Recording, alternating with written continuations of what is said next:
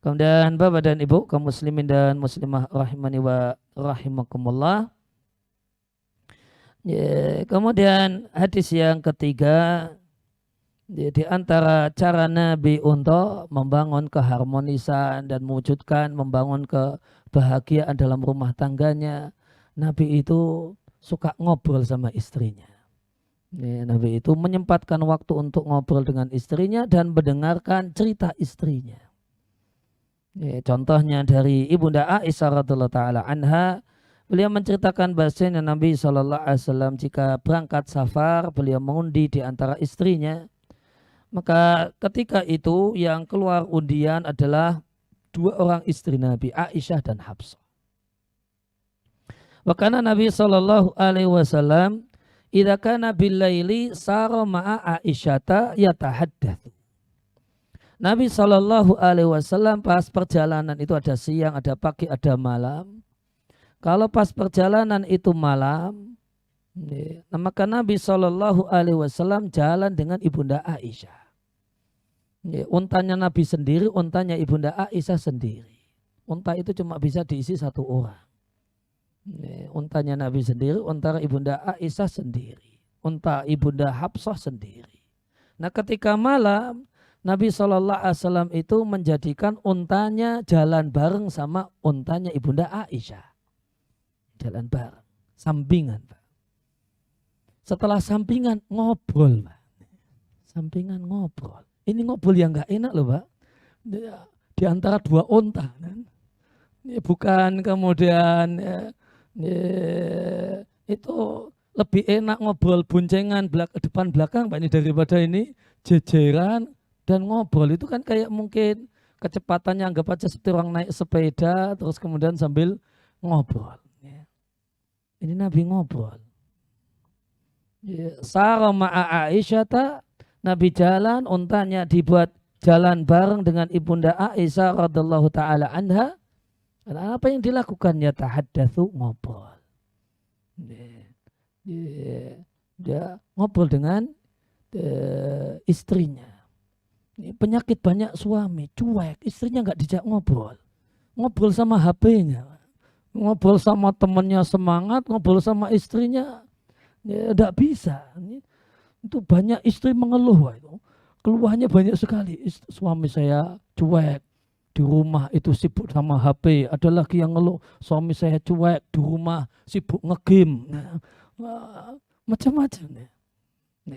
Apakah seperti itu? Dan Nabi sebagai suami tidak. Namun di malam hari, kata orang Jawa, diriwangi jejer unta, Pak. Itu kan serius ini loh. Niat tenan ini mau ngejak istri ngobrol itu.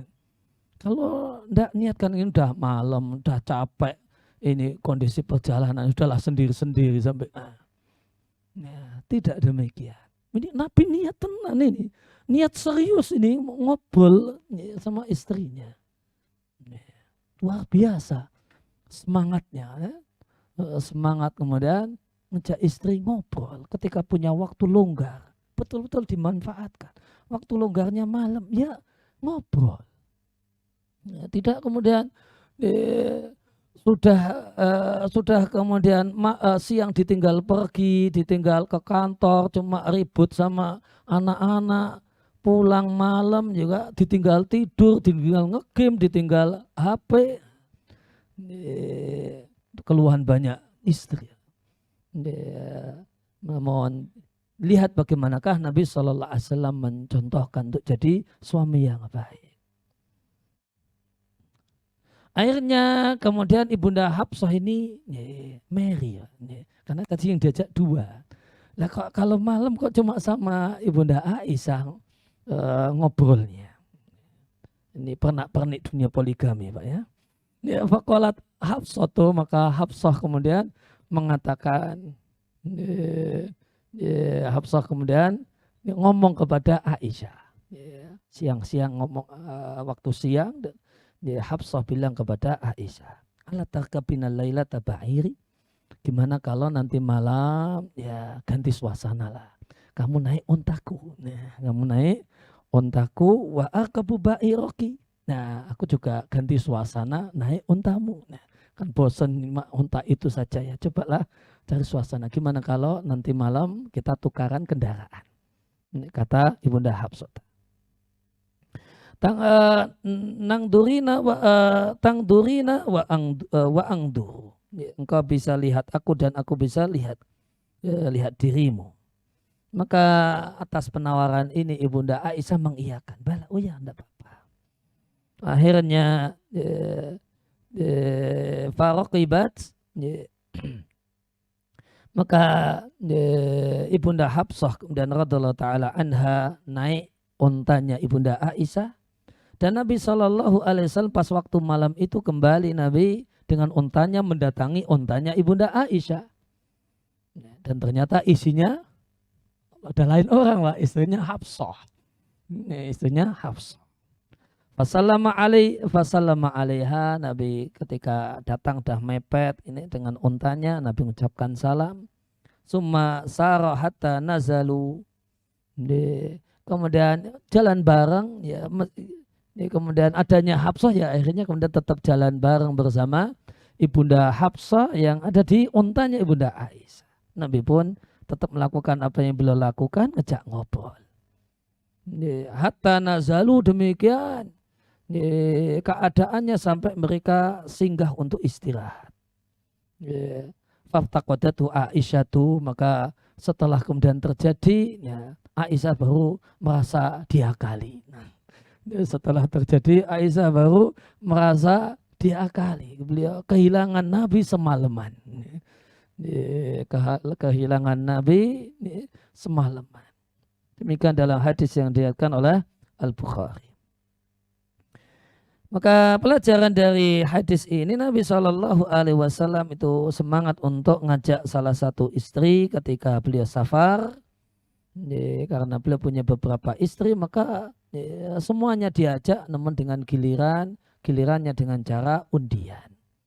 Maka tidak benar kalau di keluarga poligami suaminya safar hanya ngajak satu istri saja, yang lainnya tidak pernah diajak. Ya, tidak demikian yang Nabi contohkan dan keteladanan yang Nabi berikan. Beliau ngajak semua bergiliran, caranya dengan cara undian. Kemudian dan Nabi Shallallahu Alaihi Wasallam itu ngobrol dengan istrinya sebagaimana dalam hadis ini. Sebagaimana dalam hadis ini Nabi ngobrol dengan istrinya, ngajak bincang-bincang dengan istrinya. Demikian juga sebagaimana ya tentu orang ngobrol ya menyampaikan pesan dan mendengarkan obrolan dan cerita istrinya. Maka Nabi diskusi asik dengan istrinya, Nabi ngobrol asik dengan istrinya. Dan di antara dalil yang menunjukkan kalau Nabi itu adalah seorang yang pandai mendengarkan cerita istri adalah hadis sebagai berikut. Dari Ibunda Aisyah radhiallahu anha, beliau mengatakan Rasulullah Shallallahu Alaihi Wasallam tiba dari perang Tabuk. Nabi Shallallahu Alaihi Wasallam ketika itu tiba dari perang Tabuk. Di perang Tabuk itu tahun 10. Di perang Tabuk itu tahun 10 Hijriah. Ini sudah akhir-akhir kehidupan Nabi. Maka Rasulullah Shallallahu Alaihi Wasallam tiba dari perang Tabuk, atau di versi yang lain dari perang Khaybar. Kalau perang Khaybar tahun 7 Hijriah. Kemudian ketika itu pulang ke rumah Ibunda Aisyah. Kemudian Ibunda Aisyah punya ya semacam tempat untuk nyimpan suatu barang di tembok, di dinding. Itu ada dindingnya dibolongi dan kemudian dibuat sedemikian rupa untuk naruh barang. Kemudian ada tabirnya untuk nutupi barang apa yang tersimpan di situ. Tiba-tiba ada angin bertiup, maka salah satu sisi dari korden itu tersingkap. Maka ternyata di situ dipakai oleh Bunda Aisyah untuk nyimpan boneka-bonekanya. Dipakai untuk nyimpan bonekanya. Yang biasa untuk mainan ibunda Aisyah radhiyallahu taala anha. Maka Nabi kemudian bertanya, "Ma hadza ya Aisyah tu?" Itu apa itu wahai Aisyah? Maka ibunda Aisyah mengatakan, "Banati, itu anak-anak perempuanku." Maksudnya boneka-bonekaku. Kemudian Nabi Shallallahu Alaihi Wasallam lihat di antara beberapa boneka ibunda Aisyah itu ada semacam seperti yang kemudian boneka kuda yang punya dua sayap, punya dua sayap. Maka Nabi kemudian bertanya, "Mahadalladzi arwastahunna?" Apa itu yang aku lihat ada di tengah-tengah boneka-boneka perempuan. Maka ibunda Aisyah mengatakan itu kuda. Kemudian Nabi bertanya, "Wa ma hadzalladzi alaihi?" Nah, apa itu yang ada di badan kuda tadi? Ibunda Aisyah bilang, itu dua sayap. Dan Nabi bertanya, kuda punya dua sayap? Masa ada kuda punya dua sayap? Maka ibunda Aisyah mengatakan, "Amma sami'ta anna li Sulaiman khailan lahu ajnihatun?" Tidak engkau pernah mendengar wahai Nabi bahasa Nabi Sulaiman itu punya banyak kuda yang punya banyak sayap. Tiap kudanya punya banyak sayap. Maka kata ibunda Aisyah, Nabi pun tertawa sehingga aku melihat gigi taring beliau. Maka beliau tertawa sampai mulut beliau agak terbuka. Ya demikian maka Nabi Shallallahu Alaihi Wasallam mendengarkan cerita dan versi istrinya dan ya didengarkan, diterima, kemudian ya direspon dengan respon yang baik, tidak kemudian tidak kemudian disalahkan dan sebagainya. Ya, namun didengarkan dengan baik apa yang jadi cerita dari istrinya. Maka Nabi Shallallahu Alaihi Wasallam adalah contoh seorang suami yang menjadi pendengar yang baik untuk istrinya. Dan di antara dalil yang lain, kalau Nabi itu adalah sosok suami yang pandai mendengarkan, pandai menjadi pendengar yang baik. Itu hadis yang panjang, yang kalau dibaca pakai bahasa Arab kurang lebih perlu 20 menit. Ini pakai bahasa Arab kurang lebih perlu waktu 20 menit. Terkenal dengan sebutan hadis Ummu Zara dan Abu Zara. Isi hadisnya adalah ibunda Aisyah cerita 20 menit dan Nabi mendengarkan. 20 menit untuk orang sesibuk Nabi itu waktu yang panjang. Itu Nabi mendengarkan ibunda Aisyah cerita sampai 20 menit. Dan Nabi hanya menyimak. Dan menyimaknya Nabi menyimak dengan baik. Banyak suami ya nyimak namun tidak menyimak dengan baik.